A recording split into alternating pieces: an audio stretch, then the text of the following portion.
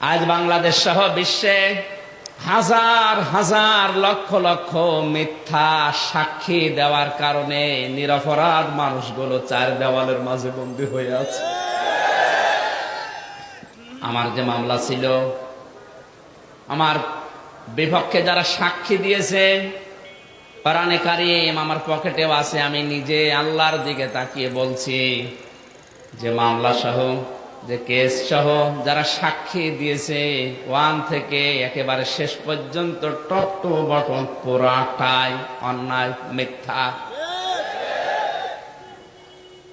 সুতরাং মিথ্যা সাক্ষ্য দেওয়ার কারণে যে 3টা বছর আমার জীবন থেকে নষ্ট হয়ে গেল,